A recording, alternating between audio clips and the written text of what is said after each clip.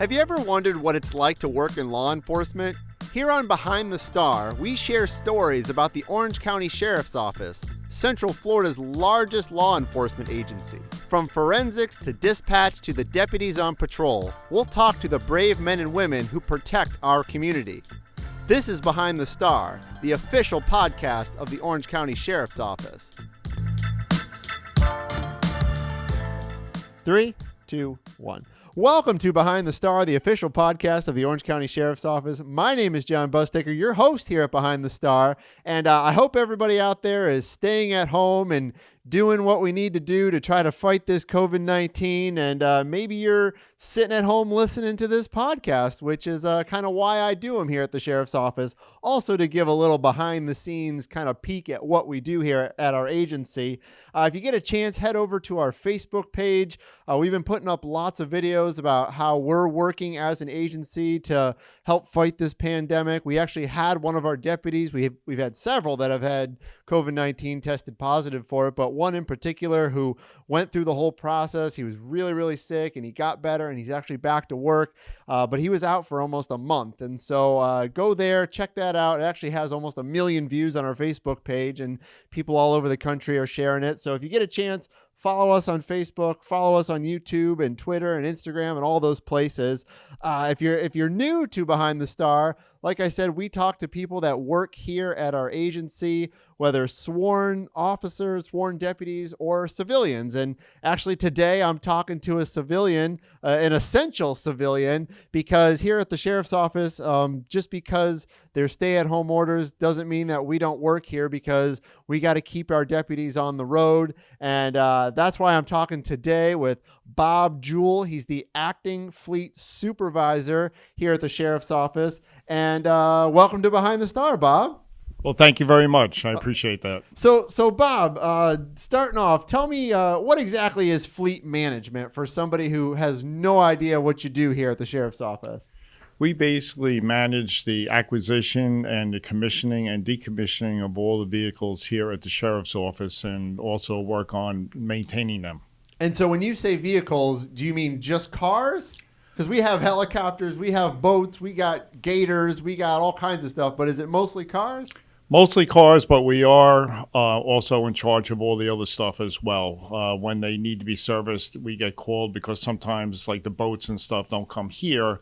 They'll go to an outside vendor to be fixed, but then they'll call here with the repairs of what it needs, and we authorize those repairs depending on what it needs. Okay, all right. So if you're not familiar with the Orange County Sheriff's Office, we're located at John Young Parkway and West Colonial Drive here in Orlando, in Orange County, kind of in the center of Orange County, really. And fleet management is right next to Central Ops. And if you're just driving by, maybe you think it looks like a Firestone or just any other old repair shop, but it's much different than that, because we get so many vehicles that kind of come in and out of here. But so Bob, how many vehicles do we actually service? How many do we have here at the agency? We have 2,200 pieces of equipment that need to be serviced on a regular basis. Okay, so 2,200. If you think about our agency, we have roughly about 1,600 deputies, I've been told, and we got about another 1,000 civilian employees. And a lot of us have vehicles. Believe it or not, working in strategic communications, I have a vehicle as a civilian because I go to a lot of scenes and I do a lot of work. And so I have a vehicle. So when you say 2,200, my vehicle counts in that number.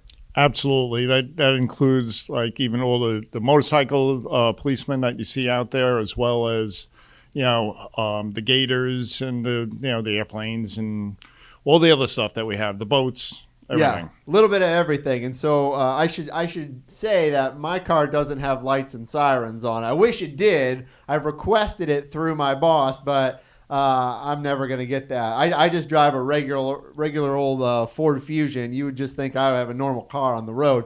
But so Bob, let's talk about maintenance, because I know that's a big thing that goes on here at Fleet Management. So how often do cars have to come in? Because I assume we buy these cars brand new, but we run them a lot, especially with deputies on the road. I mean, they're constantly on the road, and they're not just going to the grocery store. I mean, they're putting these cars through a lot of toughness, I guess. So talk about maintenance a little bit. How often do these cars come in? Well, they come in, there's three basic schedules that we use. There's an A, B, and S schedule. The A schedule is every 4,000 miles. They come in for a basic oil change. The B schedule is every 12,000 miles. We do a complete comprehensive look at the vehicle, top to bottom, make sure it's safe, because that's our main priority, that the officers stay safe. And then we have the S, which is basically for vehicles that are very rarely used, but are very essential, some of the command posts and stuff like that. Luckily, we don't have to take them out on a daily basis, but they do need to be serviced usually about once a year. What kind of vehicles are those? You said they're rarely used. Well, they're big mobile command posts that are especially equipped for special situations, and hopefully, God willing, we don't need to use them on a regular basis. Okay, but they're always ready. You're talking about like the hurricane mobiles, or we put them out there when maybe our staff has to be somewhere for a week or so, or just they need to be somewhere with everything running, but we don't use them every single day. No, we don't use them every day, but a lot of it's SWAT vehicles and special incidents. Strategic control and management and different events that go on. Yeah, because just because a car sits somewhere, or a vehicle sits somewhere for 6 months doesn't mean it's in tip-top shape after those 6 months. Things happen. I mean, things happen to fluid. I'm not a car guy. You can probably tell while we're talking here, but things happen inside, and then just because you're not running it, you still got to maintain it.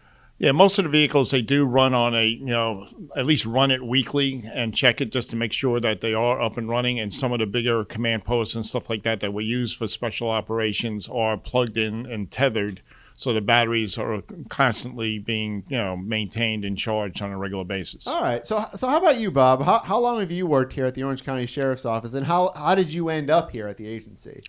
Well, I've been here about 4 years. I've been working on cars since I was 15, so I've been doing this over 40 years. Okay, all right. So people can figure out your age maybe in their heads right now, and I'm sure cars have changed a little bit since you started. When I started, there was points condenser and a single barrel carburetor. Now most cars have about 3 to 4, maybe even 5, onboard computers, and they're all interfaced with one another. And they all talk to one another. Yeah. So how did you end up here at the sheriff's office? I was working for a corporate entity for many years, and an opportunity came up here that they were looking for a supervisor, and I was looking for something that would give me more satisfaction and would give me a better use for my skills. I've been Master Certified ASC for 24 years. And for somebody, what does that mean for somebody that doesn't know? ASC certification is national certification that not too many people can get all the certifications. It's actually 8 tests that you have to pass in different aspects of cars. And then once you do become master certified, you have to recertify every 5 years in order to maintain that certification.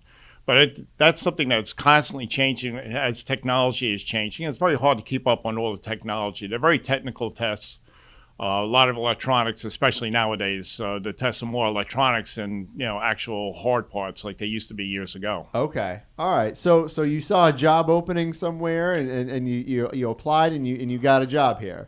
Yes, it did take about 11 months for me to get hired here. Did you have to do a background check and everything? Background, polygraph. They they looked at everything. Yeah, trust yeah. me. They wanted my high school diploma, which I kind of laughed at because that was obviously many years ago. Yeah, and I should say if we joke about that, Bob and I, but if you work here, you have to go through a very rigorous background check, and we've actually done a podcast on that. So if you go back, you can find the podcast we did on background checks and the polygraph and all that. And there's a reason for that. It basically has to do with, they don't want to find something in your past that surprises them. So anyway, obviously you passed it and you work here.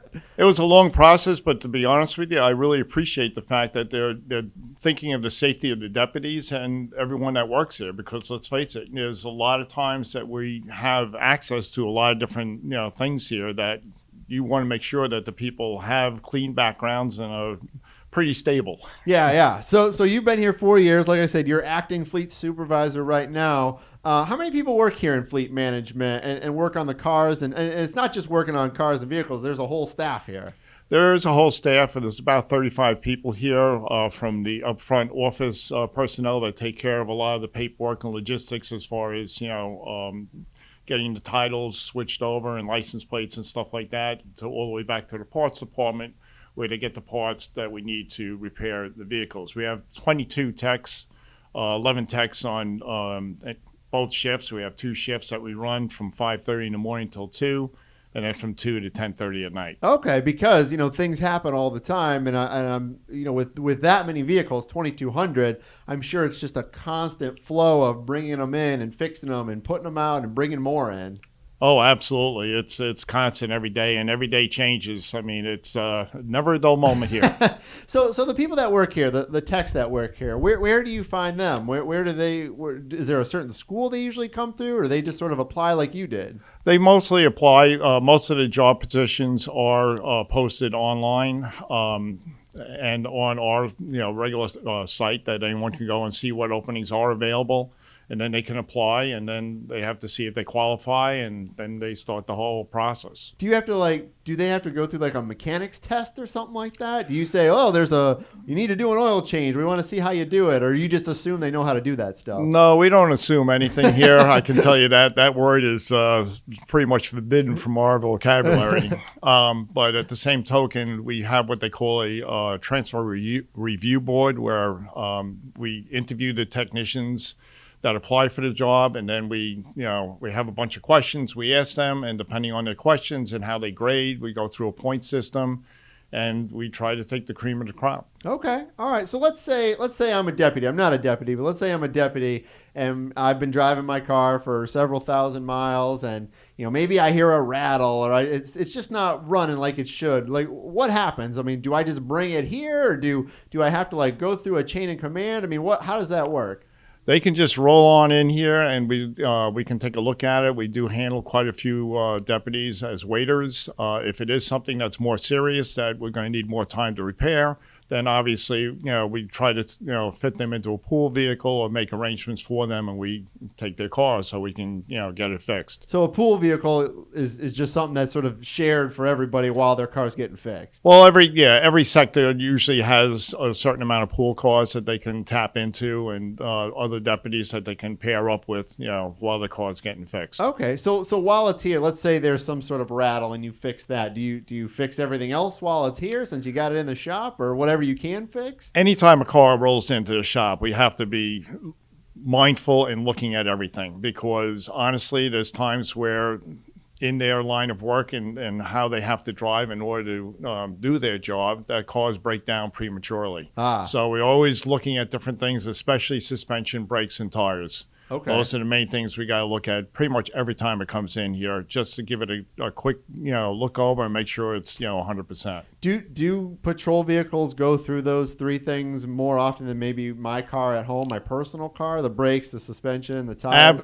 Absolutely. Unfortunately, when they put in on their lights, most people do not just pull over to the side of the road and go, okay. If they are criminals or doing something illegal, they have a tendency to want to try and get away. So, and sometimes we have to go after them, and so that like you said, it puts stress obviously on the person driving, but it puts a lot of stress on the vehicle as well. Yeah, these cars go through a very heavy usage. Most cars, once they're started up in the morning, they run pretty much all day. So these cars are running for 10 hours straight. That's true. Yeah, it's true. That puts a lot of wear and tear on a car, because it's there's idling time, and then there's pursuits when they have to, and they're constantly being driven. So it's Yeah, and like you said, that's a lot different than my personal car, because a lot of times I'll go to the grocery store, it sits there. I go to work, it sits there for 8 hours, and then I go home, and like most people. But with patrol vehicles, I mean, they're pretty much running entire shifts, which is a long time. Even if it's just idling, it's still wearing out parts and all that. So it's a whole different sort of animal that you have here. Oh, yeah, and we're actually looking at the maintenance of what we do with the vehicles, because the oil changes they're putting out as far as longer intervals, but at the same token, we're looking at other options as far as how long the car is actually running. Because that will give us a better clue as to how often things are breaking down on the car, because they do run all day. What? And that heat in Florida is horrendous. There's no way for the car to really cool down unless they're moving at a good pace now and then to try and get them down. What kind of vehicles do we typically have? I mean, do we buy GM products? Do we buy Ford products? What do we usually drive? We try to, find things that are cost efficient and, fiscally responsible, but at the same token, they have to, we have a job to do. So we were using Impalas. We switched over to some Ford Explorers. We're looking at some other options as well. Okay. I know most of the newer patrol vehicles are Ford Explorers. At least it seems that way to me. Is there a reason for that? Do deputies like being kind of higher up in an SUV? Is it just easier? Well, it does give them a much better vantage point, but at the same token, they're all-wheel drive, and that gives them a lot better traction. It's a lot better safety. They also have some of the newer technology as far as, lane assist and stuff like that. So if somebody does come close to them, they can avoid an accident. And at the same token, it just, helps them with, all the distractions nowadays in society to, keep them safe, which is the whole name of the game. I never thought about the all-wheel drive. I mean, most of the time I assume our deputies are driving on the road, but every now and then you got to go off the road to go help somebody or get somebody or something like that. So it makes sense to have all-wheel drive. Well, plus with the way the weather is here with all the rain and everything like that, if they are driving around and they have to, make a turn to go after, somebody, unfortunately, with the all-wheel drive, all four wheels are being computer controlled, so it keeps them from skidding and going out of control. It maintains the vehicle, so it's a big safety issue. So what about some of the specialty stuff on some of these patrol vehicles? Because I think about somebody who works at a mechanic shop or somebody who is a mechanic who's fixing Honda Civics. I mean, they see a lot of Honda Civics that are kind of the same or Toyota Camrys or whatever, but then somebody who maybe works here, you got to learn how to maybe fix lights and sirens and all that stuff and radios. I mean, do they learn that here on the job or do they learn that before they get here? Well, I mean, the basic fundamentals of electronics in cars are all the same. Mm-hmm. So that part, carries over. As far as how it works on these particular vehicles, yes, that is something that, we definitely work with anybody new that we bring on board. We try to make sure that they understand what to look for and how to troubleshoot them, and where the screws are, so we can actually take the lenses apart and get at the LED, and the modules that are inside there. Okay. All right. So you mentioned earlier the parts department, and I want to talk about that. If you missed it, Bob and I actually did a whole live video of the whole fleet management area not too long ago for a Facebook Live that we did for people that were at home for staying at home during coronavirus. And so this is kind of an extension of that. I liked Bob so much, I wanted to come back and learn more about fleet management. And so part of our tour, after we went through all the service bays, I guess you call them, we got to the parts department. And I had no idea we had this here at the sheriff's office, but it makes total sense. And so, Bob, maybe you can explain this a little bit. So we have like a whole section of fleet management that's just for parts. Absolutely. Every year we put together new cars for the new fleet, so we have to make sure that we have all the equipment that we need to upfit them. And at the same token, there's a lot of, when you have a fleet where most of it is either Impalas or Explorers, it makes it easier for us to be able to stock the common parts for those cars, so that if they do break down and they're here at fleet, we have the parts already here to just get them right back on the road in a quick and, reduce downtime, which is, one of our main concerns as well. And it makes total sense to me. I mean, you have maybe an Explorer and an Impala that has, 150,000 miles on it. Maybe it's at the end of its life, but maybe the siren's perfectly fine, or maybe the radio's perfectly fine, or the horn, whatever. And instead of throwing the whole car away or sending it to scrap or the auction or whatever, you can save those parts and use them for when they break down on a car that has 10,000 miles on it. Hopefully things aren't breaking on a 10,000 mile car, but things happen. And so it makes total sense. And that goes back, I think, to the fiscal responsibility that you were talking about. Absolutely. Every part has a life cycle, mm-hmm. and even the car has a life cycle. So let's say the car's got a 135,000 mile life cycle, but the other parts like the siren, that's going to have 200,000. I mean, it all depends. A lot of these electronic devices, depending on how often they're used and everything else, will last longer than others. But when we decommission a car, we take all that stuff off, and some stuff we actually rebuild, and we'll change some of the lenses on the light bars, so they're not. Because like plastic, I'm sure most people out there, when you look at your headlights on an older car, you'll see they get all yellow and oxidized, and you can't see through. And that happens to our light bars as well. But we have lens kits that are inexpensive, so we can take a $1,500 light bar, which is about what they run, and we can just change the lens kits on them and just make sure all the lights work, and we can reuse that on a newer car that we're releasing out and get a whole nother life cycle out of that. I mean, it makes total sense, and like I said, somebody who I never thought about that here, but it makes total sense. So let's talk about accidents. So I know our deputies are driving around a lot. I shouldn't just point out our deputies. Civilians, too. I know you drive. Sometimes you get in an accident. Sometimes it's your fault. Sometimes it's another driver's fault, but they happen. So explain to me and explain to our listeners. Let's say, since I'm a civilian, we'll blame it on the deputies. Let's say a deputy gets in an accident. Whose ever fault it is, doesn't matter. And it's not a terrible accident. It's just maybe a little fender bender. What happens? What are the steps here at the sheriff's office? We don't just pitch the car out. No, we have a gentleman here, the body shop coordinator, great guy, very knowledgeable on body work and everything. And they'll bring in the car. We'll take pictures of it. We'll fill out a report, and then we'll sometimes, depending on what happened to the car, sometimes we'll fix it here.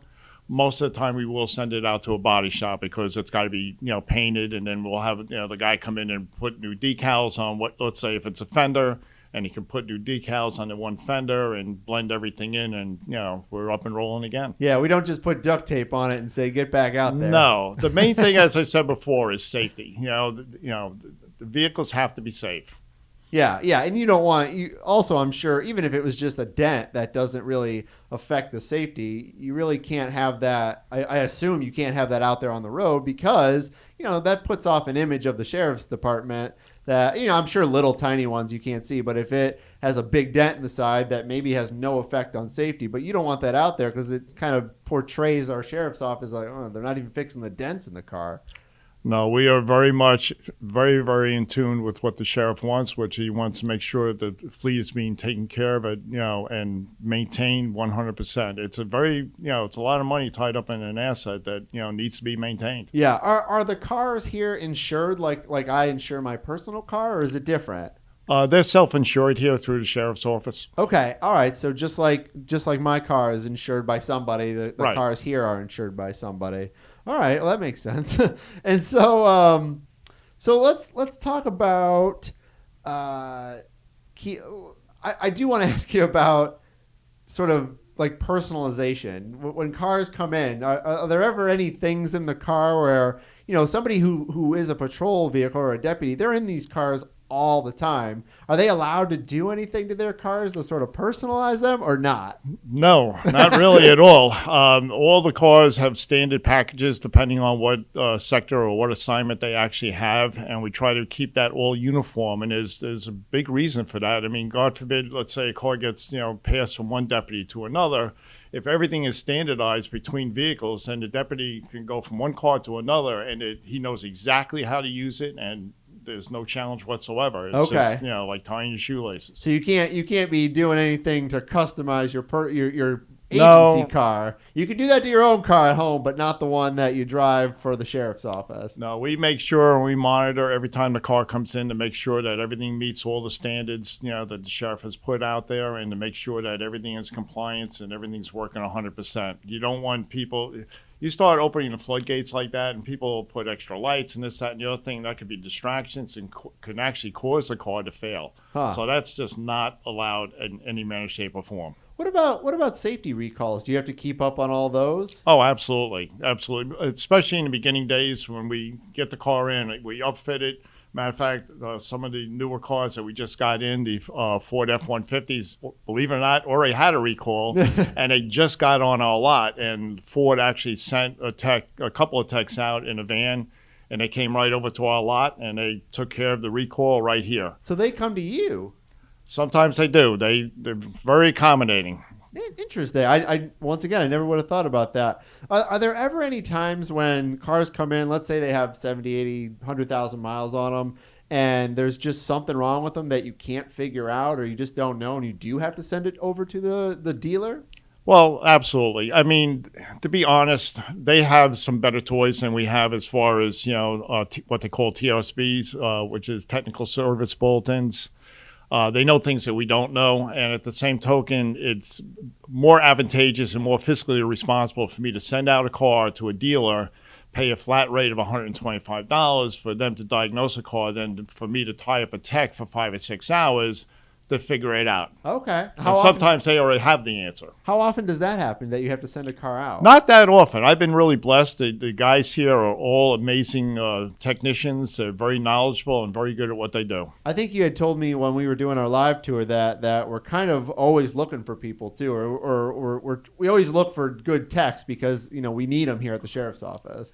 This the sheriff's office, the fleet is growing every year, and the cars keep the amount of units we have to repair keep climbing. So yes, we actually could use a bigger facility and definitely more techs. Okay. So we're always looking for a couple of good people, but most people when they come here they stay here. How long does it take? Let's say I drop my car off, it's just getting routine maintenance. How long does it usually take for it to get back to me as somebody who's maybe working on the road? As long as it's nothing crazy, usually about a day or two. Okay. All right. So they bring it in, and once again, this isn't just a simple oil change. I mean, they might just get an oil change, but while it's here, you do all these other sort of tests just to make sure it's safe. And like you said, that's the main reason you do this. It's for safety.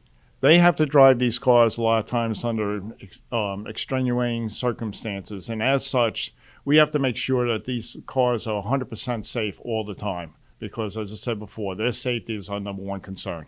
So I want to ask you about just some general car stuff, not necessarily the sheriff's office. You've been fixing cars, like you said, for 40 years or so. And we can talk about the sheriff's office as well. What would you say are some common mistakes people have when operating and maintaining a vehicle? Is there something that, as somebody who's done this for a long time, you can say, people ought to do this to make sure their cars last a little bit longer?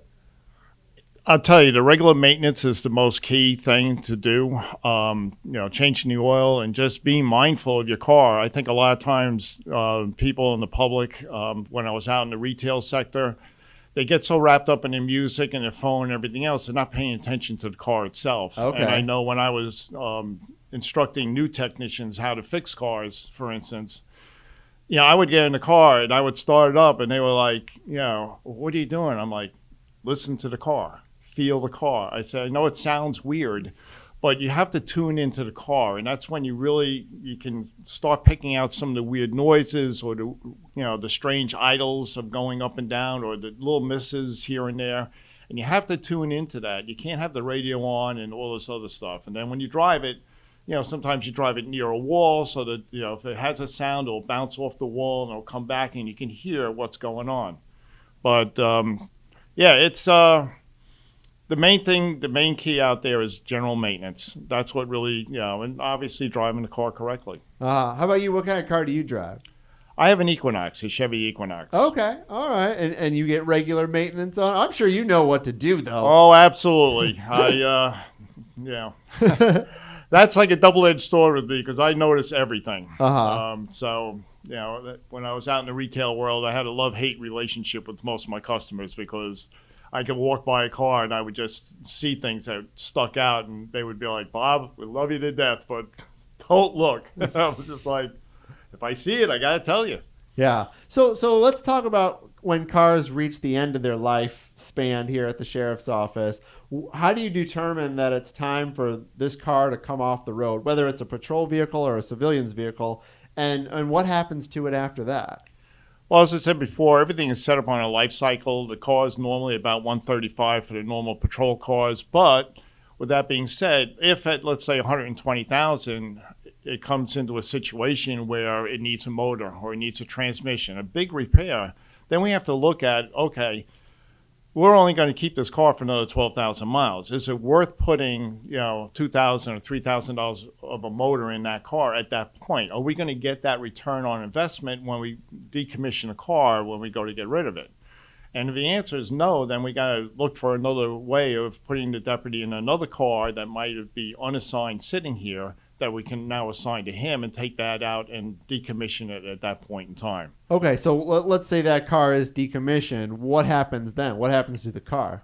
Well, what we do is we take off, all the emergency equipment. We strip out all the decals so it basically looks like a plain white, Impala or, Explorer, and then we ship it off to the auction and it gets sold. Okay. And the auction, I think you had told me this when we did our live video. The auction's not here. It's in Tampa. Right. It's in Tampa. You need a lot of space to have an auction, and it does tie up quite a bit of time and space, and we just don't have that here today. And I think we had done these for a while. They were more local, but it just got to be it sounded like it was more hassle than it was worth. They could just do it out there. It's more cost efficient for us to do it this way right now, but we are looking at other options going forward. How much, I mean, maybe you don't know the answer to this. How much does an old police vehicle cost if I were to buy one at auction?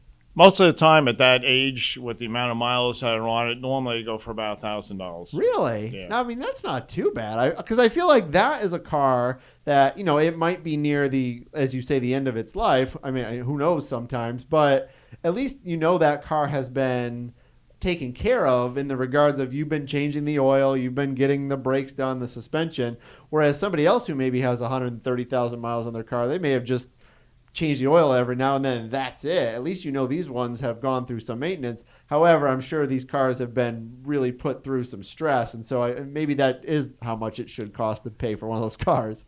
Well, as I said before, they do go through quite an interesting life cycle, and they're not driven like normal cars. But at the same token, yes, that's usually the going rate right around that. But at the same token, if they go there and the car doesn't run because it needs a motor, it would sell for considerably less. Yeah, and then do we just sell the cars to the auction, or do we get like a portion of that back? Like, let's say I bid $1,500.